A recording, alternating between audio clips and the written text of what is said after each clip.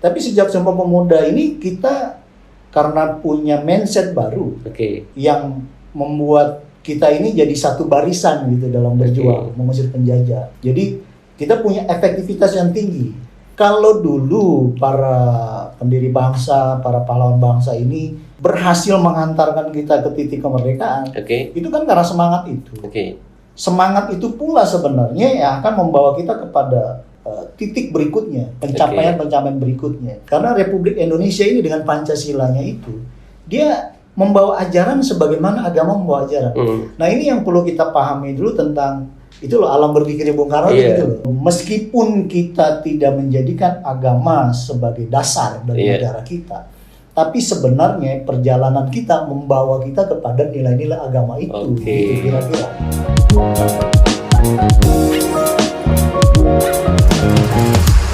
Assalamualaikum warahmatullahi wabarakatuh. Semangat pagi, salam sejahtera untuk kita semua dan salam nasional merdeka. Balik bareng Kang Hari dan Bung Edi. Hari ini kita kembali podcast Bung Edi ya. Hari ini kita kembali podcast dan ini kayak ada cerita yang keren dan materi yang seru menurut saya. Bukan juga materi yang biasa-biasa aja, tapi ini juga materi menjawab beberapa pertanyaan dari teman-teman milenial. Gitu. Jadi kayak ada beberapa enak ya hari ini tuh kita kayak ngerasain zaman-zaman yang ya bisa menikmati banyak hal lah kayak gitu. Terus kan pertanyaannya bagaimana kita bisa akhirnya menikmati hari ini ya? Padahal dulu bangsa kita tuh kayak masih berjuang untuk menciptakan suasana yang hari ini. Nah, di podcast hari ini saya sama Bung Edi hari ini kita akan membedah tentang napaktilas kebangsaan. Ya, on the spot. On the spot ya. Jadi napaktilas kebangsaan on the spot. Materi ini kita pilih dan materi ini kita coba sajikan buat sahabat-sahabat Rumah Kebangsaan Pancasila, terkhusus buat teman-teman milenial nih yang banget harus tahu dan ada kandungan penting di sini untuk apa? Untuk mewujudkan Indonesia adil dan makmur. Betul sekali. Gitu ya Bung Edi ya. Oke, Bu Edi, pertanyaan sederhananya dari teman-teman milenial ini tentang gimana sih pada akhirnya bangsa kita akhirnya bisa pada posisi yang sekarang seru dan luar biasa. Ceritain dong sedikit tentang bagaimana bangsa kita dulu gitu, atau Indonesia sebelum ada tuh kayak gimana gitu, Bu Edi. Ya, jadi memang penting sih kita paham itu ya, paham sejarah perjalanan bangsa kita yang menghantarkan kita pada kondisi kita hari ini kan. Dan itulah kenapa program Napaktilas Kebangsaan on the spot ini ada.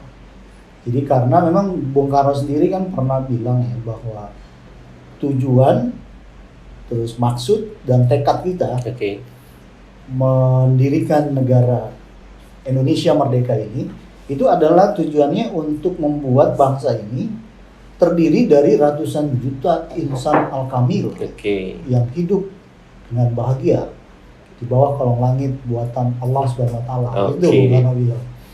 Jadi ini negara ini didesain gitu oleh para pendiri bangsa, dimaksudkan ya atau ditekadkan tadi itu untuk menjadi satu tempat hidup bersama di mana melalui mekanisme kehidupan berbangsa bernegara kita itu membentuk kita menjadi manusia-manusia al-kamil tadi. Insan al-kamil, manusia-manusia yang berbudi pekerti luhur, manusia-manusia yang berakhlak mulia. Ini kan senada sebenarnya sama kalau kita lihat di ini ya, di ajaran agama kita ya. Di Quran tuh di surat Al-A'raf ayat 97 itu ya, ayatnya yang sering kita dengar lah, bahwa jikalau sekiranya penduduk negeri-negeri ini dan beriman dan bertakwa, tentulah kami limpahkan pada mereka berkah dari langit dan bumi. Artinya memang ini kan bicara negeri juga. Jadi kalau di dalam Al-Quran gitu, kalau kita mau menjadi satu negeri yang dilimpahkan berkah dari langit bumi, syaratnya adalah beriman bertakwa. Beriman dan bertakwa. Karena kan memang itu udah rumusnya kan.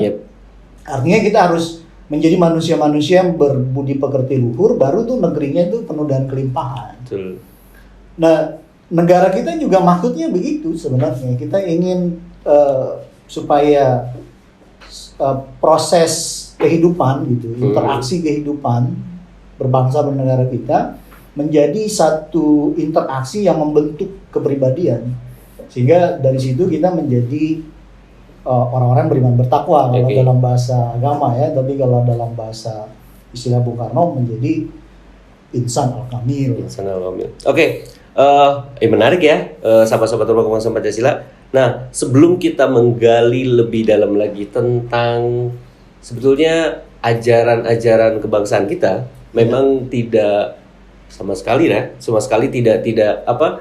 tidak melenceng dari ajaran agama manapun. Yang mau kita maksudkan kayak gitu. Tapi kan kayak kita perlu menyuguhkan kepada teman-teman milenial itu kayak bukti dan faktanya, Bung Edi. Betul. Nah, tapi sebelum itu mungkin juga kita akan kasih sharing sedikit kepada sahabat-sahabat Rumah Kebangsaan Pancasila, terutama teman-teman sahabat milenial kita, tentang bagaimana akhirnya kita itu menjadi satu negara yang keren dan luar biasa, gitu. Nah, itu kan ditandai dengan peristiwa yang kita kenal sama-sama dan teman-teman juga pasti mengenal ya, dengan peristiwa 28 Oktober 1928. Ada Kongres Pemuda kedua di situ, dan disitulah cerita terhebat yang mungkin bisa jadi tidak sebagian banyak orang tahu. Kayak kan kita, peringatan 28 Oktober Sumpah Pemuda ya, cuman hanya sekedar kayak gitu. Tapi cerita inti dari situ tuh bisa jadi sih. Bahkan saya pastikan nih sahabat-sahabat Rumah Kebangsaan Pancasila yang milenial hampir, kalau nggak menggali ya, hampir kayak nggak pernah tahu, kayak cuman ya udahlah tanggal 28 Oktober kayak gitu doang. Nah, kita pengen denger nih Bung Edi, dari makna peristiwa hebat apa di kejadian tanggal 28 Oktober tahun 1928 itu. Ya, memang kalau di Napaktilas Kebangsaan on the spot ini ya, kan tempat yang pertama kita kunjungi itu Museum Sumpah Pemuda, supaya kita paham ini kan satu momen penting nih, 28 Oktober ini, karena ini titik balik dia. Titik balik bangsa Indonesia, kayak ini transformasi atau ya transformasinya bangsa. Jadi dari tadinya bangsa yang pecah belah, kemudian bersepakat untuk jadi satu bangsa. Berikrar bersama untuk satu tanah air, satu bangsa, satu bahasa kan di situ. Sehingga dia menjadi titik balik, kayak dia membawa kepribadian baru kan buat bangsa. Jadi tadinya bangsa yang yang masih kedaerahan kayak gitu, yang sudah berjuang lama mengusir penjajah tapi nggak selesai itu, akhirnya menemukan satu solusi. Solusi untuk bisa mencapai cita-cita luhurnya. Cita-cita luhurnya untuk punya negara sendiri, punya negara yang merdeka, tidak lagi dijajah bangsa asing. Yaitu bersatu di atas dasar kemerdekaan. Jadi di atas dasar kemerdekaan itu kan berarti kalau kita sama-sama merdeka, itu kan berarti kan kita setara.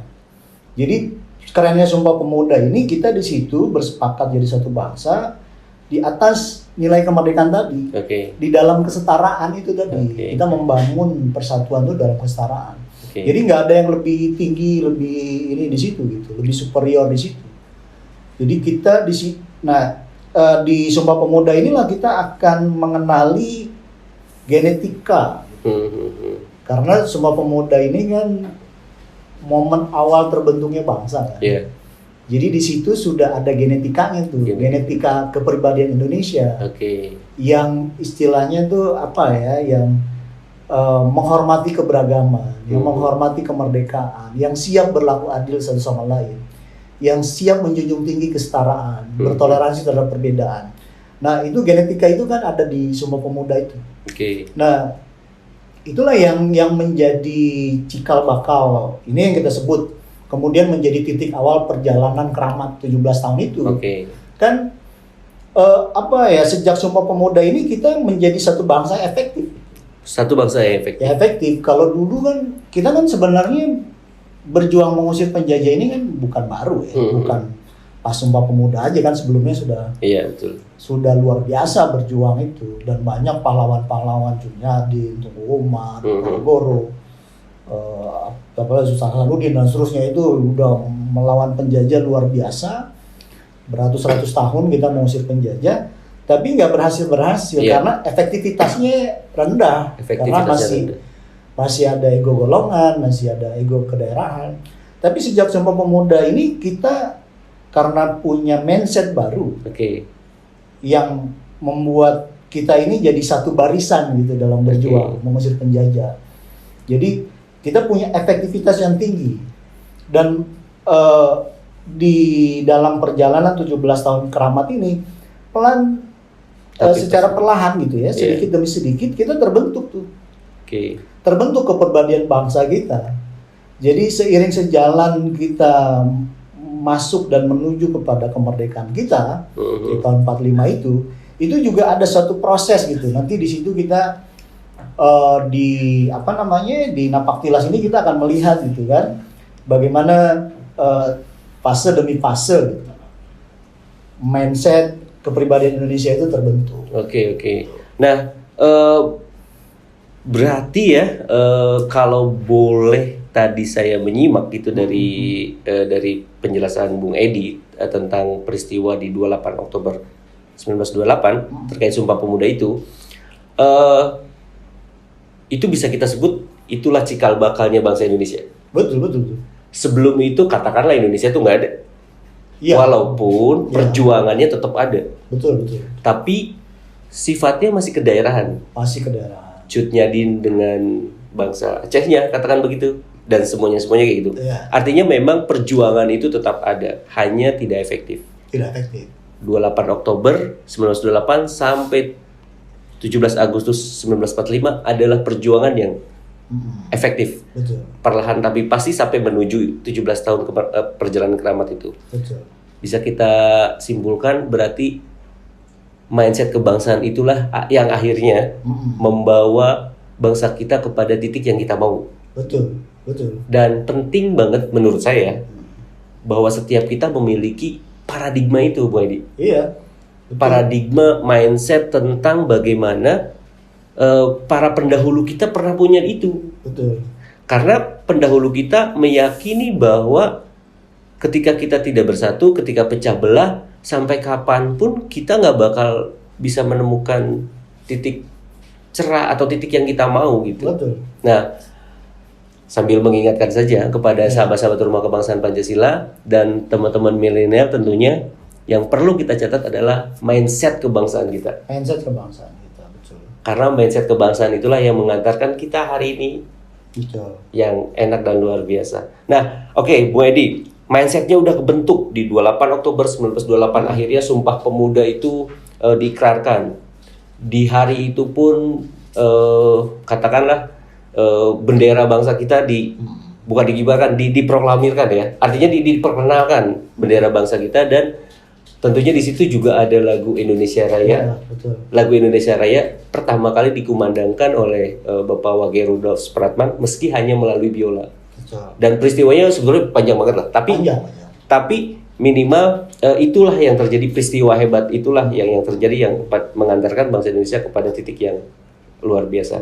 Nah, Bu Edi, ketika mindsetnya udah kebangun, lalu ada cerita apa lagi sih di perjalanan panjang keramat kita itu, di 17 tahun perjalanan keramat kita itu?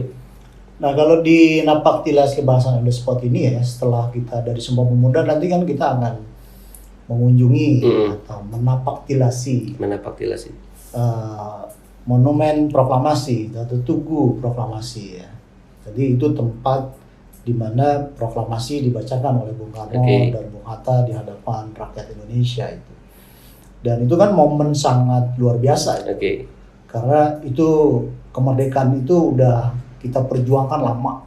Kita rindukan lama, kita udah beratus-ratus tahun tuh merindukan momen kemerdekaan itu. Tapi yang menghantarkan kita ke situ kan tadi dari 1928 itu sampai ke 1945 itu. Ini kan menjadi masa khusus ya. Makanya kita sebut 17 tahun perjalanan keramat gitu. Perjalanan bangsa Indonesia, di mana di situ terbentuknya kepribadian Indonesia. Jadi di sepanjang jalan ini kita itu dijiwai oleh 3 hal itu. Ada semangat berjuang mati-matian yang penuh idealisme. Kemudian ada semangat persatuan yang bulat mutlak.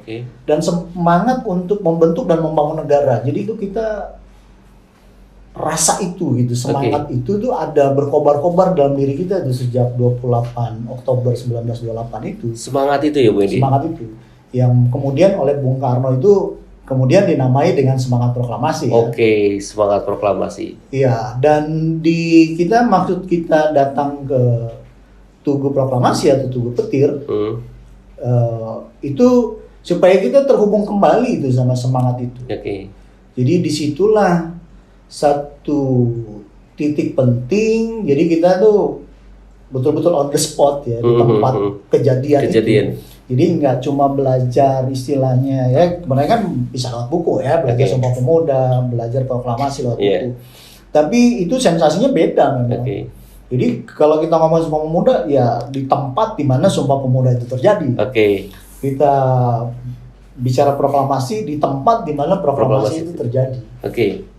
Nah, berarti begitu ya, program Napaktilas Kebangsaan on the spot itu berarti peserta itu akan diajak ke tempat-tempat di mana memang peristiwa itu terjadi. Betul. Yang tempat pertama yang dikunjungi kan tadi tuh ya, di rumah di Museum Sumpah Pemuda yang di mana peristiwa Sumpah Pemuda terjadi di situ. Iya, situ. Dan berikutnya juga ke Tugu Proklamasi di mana juga pertama kali proklamasi dibacakan di 17 Agustus 1945 itu. Nah, kan tadi tuh sudah Bung Edi jelaskan secara singkat tentang bagaimana akhirnya 1928 sampai 1945 adalah menurut kita adalah perjalanan atau perjuangan keramat selama 17 tahun yang mengantarkan kita memproklamirkan bangsa kita, memproklamirkan negara kita yang sangat luar biasa. Kalau saya lihat di situ yang menjadi bahan bakarnya adalah semangat proklamasi. Betul, semangat proklamasi.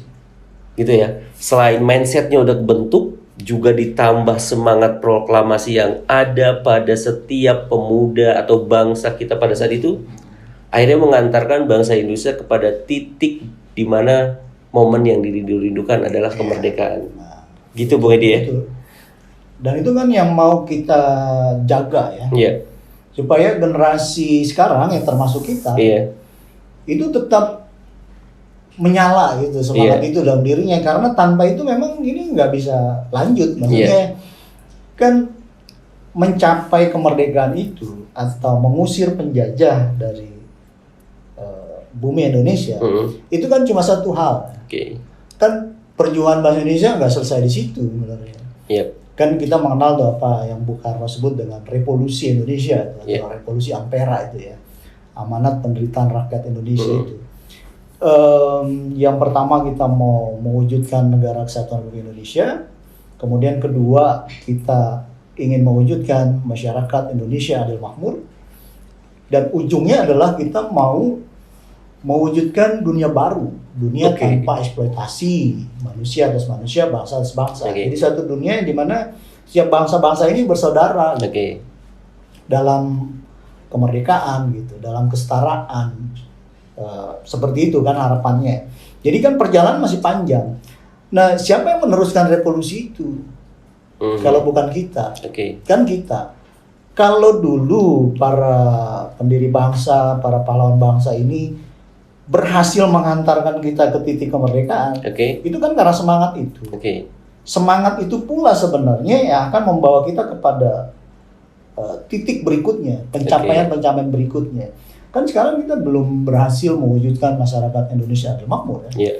Apalagi kalau lebih jauh lagi ya belum berhasil menghapuskan penjajahan seperti yang ada di dalam preambul itu kan. Mewujudkan suatu dunia tanpa eksploitasi manusia atas manusia. Nah itu kan butuh semangat yang besar seperti para pendiri bangsa kita. Nah kita mengajak ke sana supaya kita terkoneksi kembali. Ini bangsa kita itu seperti itu loh perjalanannya. Maksud adanya bangsa kita ini begitu loh. Semangatnya itu begitu, dan harus lanjut terus karena itu memang sudah kodrat perjalanan bangsa kita. Jadi jangan sampai kita kayak ya sudah gitu. Apa yang sudah diperjuangkan para pendiri bangsa, udah. Iya. Nggak peduli lagi gitu. Kita nggak melanjutkan estafeta itu gitu. Jangan sampai begitu. Ya, berarti boleh kita ambil poinnya dari obrolan kita ini adalah, jadi kalau pertanyaannya apa yang menyebabkan hari ini teman-teman muda, teman-teman milenial dan kita yang hari ini menikmati era globalisasi yang keren gitu. Yang hari ini kita bisa nikmati, kita bisa dengan santai makan di kafe, dengan santai nikmatin musik, dengan santai jalan-jalan sama keluarga dan sebagainya. Kesantaian itu kan berkat dua hal tadi, mindset kebangsaan dan semangat proklamasi yang pernah berkobar pada setiap para pendiri bangsa. Betul sekali. Gitu ya. Betul. Maka yang mau kita ajak kepada sahabat-sahabat Rumah Kebangsaan Pancasila adalah bagaimana kita menjaga mindset kebangsaan itu dan menumbuhkan terus semangat proklamasi yang pernah berkobar pada setiap dadanya para pendiri bangsa. Nah, oleh karena itu kita mengajak sahabat-sahabat Rumah Kebangsaan Pancasila dan tentunya teman-teman semua ya yang menyaksikan video ini, salah satu untuk menjaga dua hal itu adalah ayo deh rasain sensasinya di acara Napak Tilas Kebangsaan on the spot. Karena kita akan merasakan sensasi yang menurut saya kayak menarik kita kepada era itu gitu.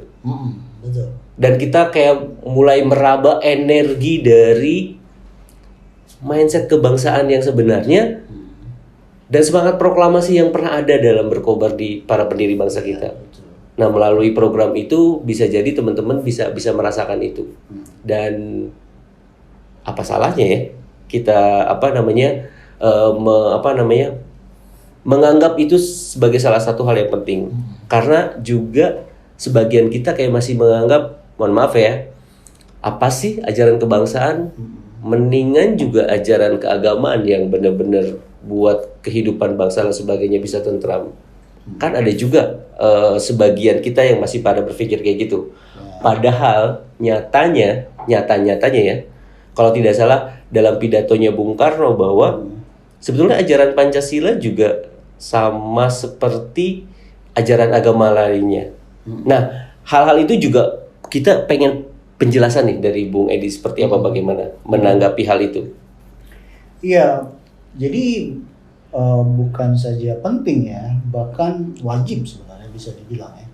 Karena kita kan seperti tadi Kang Hari bilang, kita menikmati keadaan sekarang kan karena jasa para pendiri bangsa, para pahlawan kita.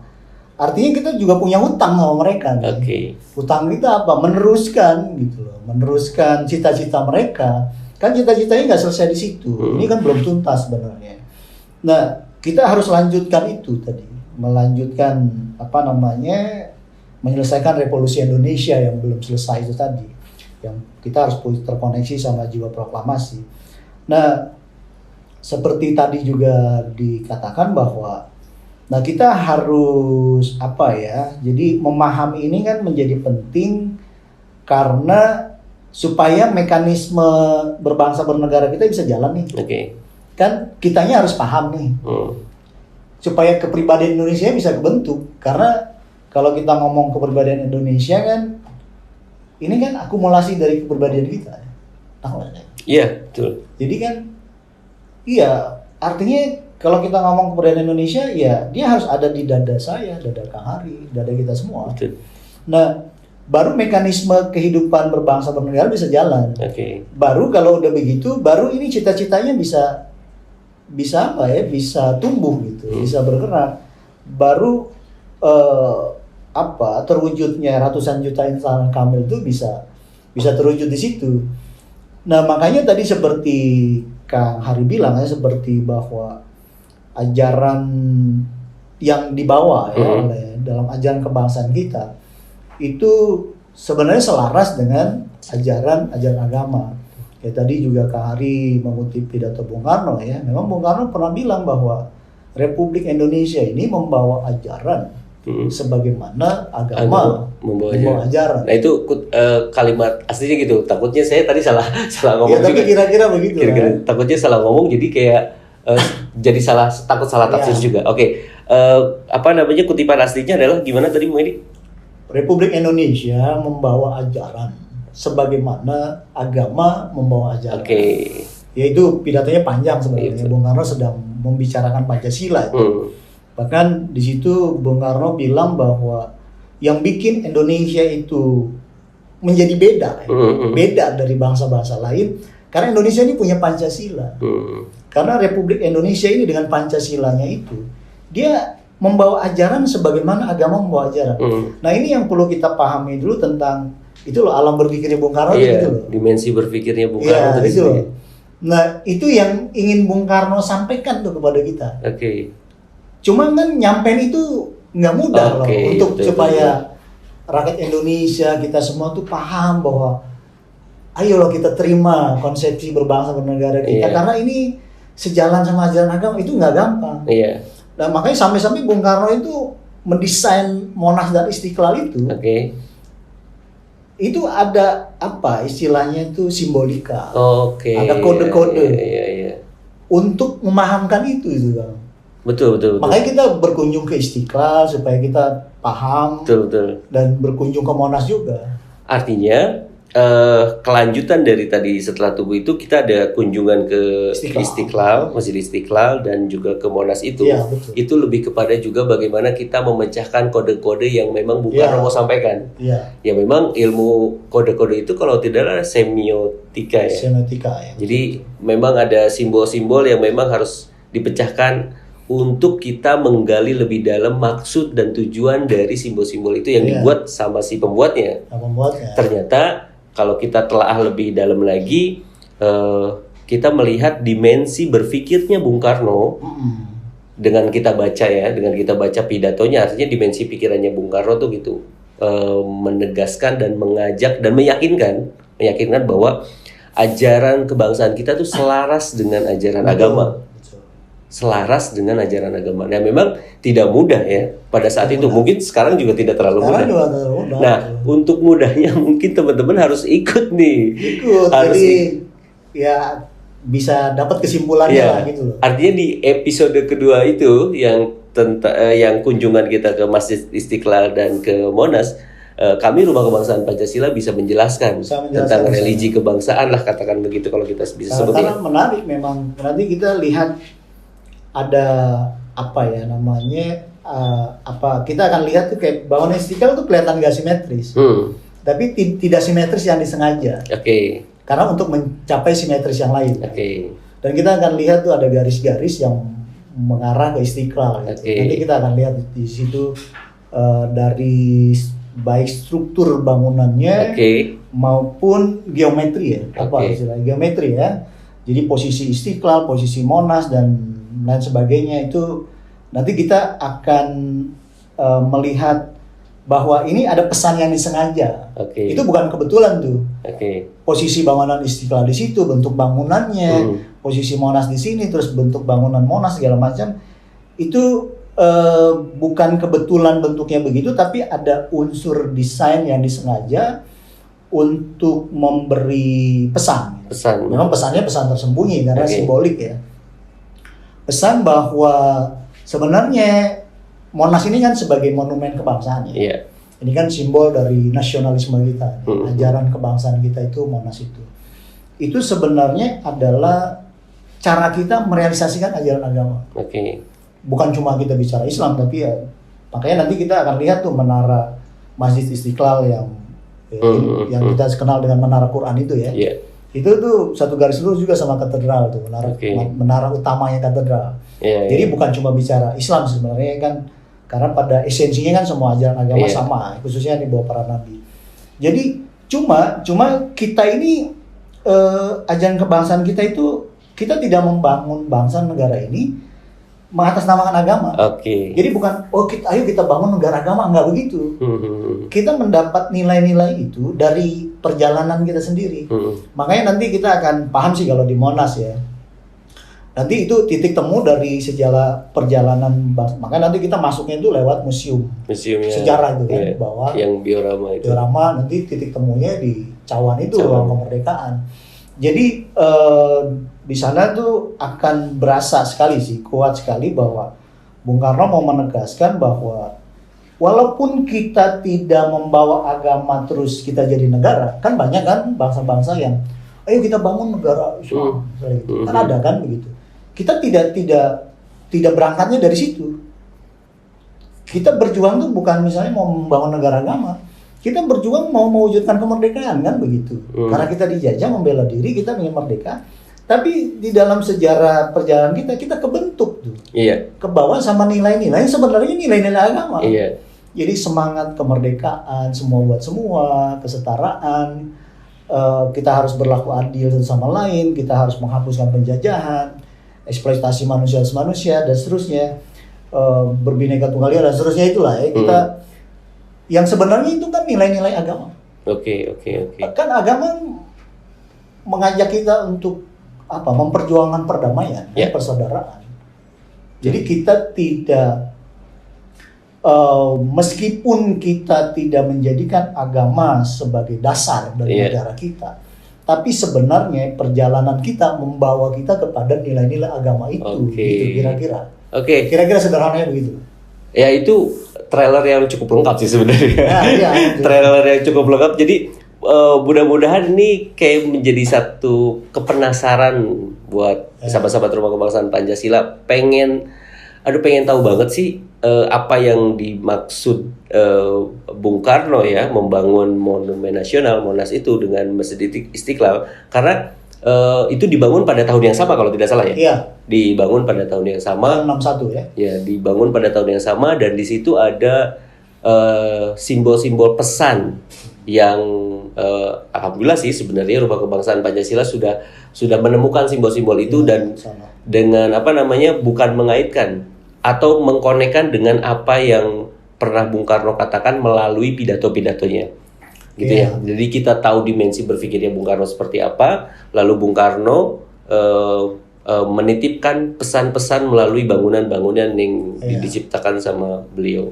Nah, poinnya adalah ajaran kebangsaan kita selaras dengan ajaran agama, itu satu, dan ajaran kebangsaan kita didapatkan melalui perjalanan sejarah kita. Jadi alamiah gitu. Jadi alamiah. Nah, semakin penasaran dan satu lagi Kang.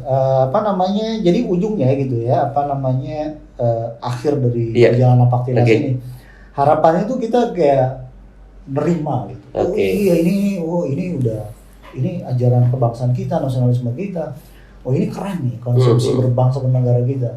Walaupun bukan istilahnya secara ini kita mau niatkan menjadi negara agama, tapi ajaran agama itu ada di situ.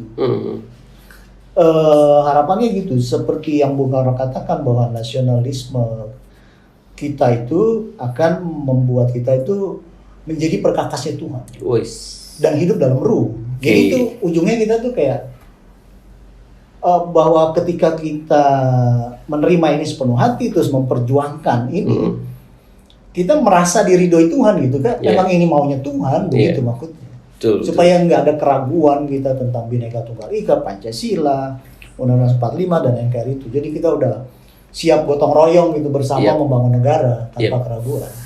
Nah, kalau ngomong-ngomong keraguan, apa yang diragukan dari semangat proklamasi? Artinya kalau yang kita tahu ya, kita 350 tahun dijajah, 3,5 abad dijajah. Dan kita loh ya, dari 350 tahun itu cuma 17 tahun yang memang efektif kita berjuang. Betul gak sih? Betul. 350 tahun, 17 tahun yang efektif yang pada akhirnya menjadikan punya efektivitas yang tinggi lah ya. Punya efektivitas yang tinggi yang akhirnya mengantarkan bangsa kita kepada masa saat ini. Yang mengantarkannya adalah mindsetnya dan semangat proklamasi itu. Apa yang diragukan gitu kan? Dari hal itu karena udah terbukti. Tinggal bagaimana kita lebih meyakinkan dan membuktikan bahwa ajaran kebangsaan kita selaras dengan ajaran agama. Dan itu bisa kita kuak dan kita gali sedalam-dalamnya dan sahabat-sahabat Rumah Kebangsaan Pancasila boleh nanya apapun di kegiatan itu, kepenasarannya di kegiatan Napaktilas on the spot. Betul. Kayak gitu ya. Betul sekali. Oke, Bu Edi, terima kasih. Sama-sama. Penjelasan singkatnya itu adalah salah satu trailer kegiatan kita di Napaktilas Kebangsaan on the spot. Jadi sahabat-sahabat kebangsaan Pancasila, sahabat-sahabat Rumah Kebangsaan Pancasila yang memang mau bergabung, kita sudah menyelenggarakan berapa angkatan ya, Bung Edi? Berarti besok kan kita ada nih angkatan ke-5 besok. Besok angkatan ke-5. Nah, ini dibuat di hari Jumat ya. Besok kalau berapa tahun yang lalu kalau baru ditonton sih kan. Ya. Artinya di tahun 2002 di bulan November ya. Di bulan November minggu pertama ini kita sudah melaksanakan 5 angkatan. Betul. Untuk sahabat-sahabat Rumah Kebangsaan Pancasila yang mau bergabung, yang mau menumbuhkan mindset kebangsaan dan semangat proklamasi di dada kita, mari sama-sama bergabung di Rumah Kebangsaan Pancasila dengan program Napaktilas Kebangsaan on the spot. Terima kasih Bung Edi penjelasannya. Dan terima kasih sahabat-sahabat Rumah Kebangsaan Pancasila. Sekian dari kami. Merdeka. Merdeka.